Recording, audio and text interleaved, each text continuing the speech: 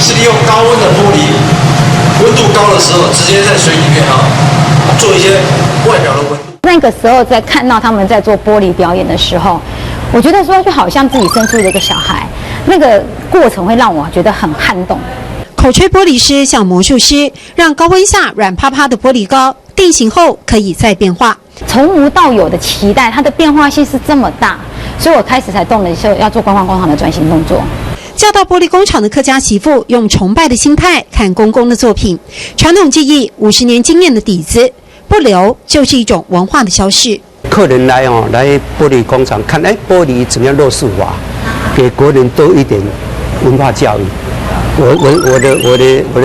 我的理想是这样。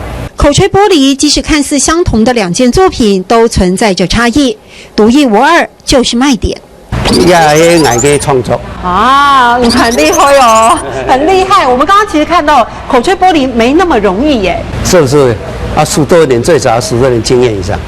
那你自己做了多久？我做了很久了，我的小跟我爸爸学啊。以前玻璃产品做完就外销，而现在要懂得创造更多商机，让工厂变景点。决心跨足服务业的媳妇下足功夫。我先去充实自己的经营学，还有企划，还有行销，还有设计，还有各种了解政府的计划，怎么善用政府的计划来做转型动作。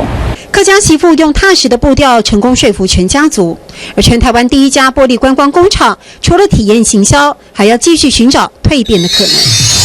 专业的技艺、扎实的准备，还有不断打破疆界的企图心，让我们看到这个老玻璃厂在不同领域找到立足之地。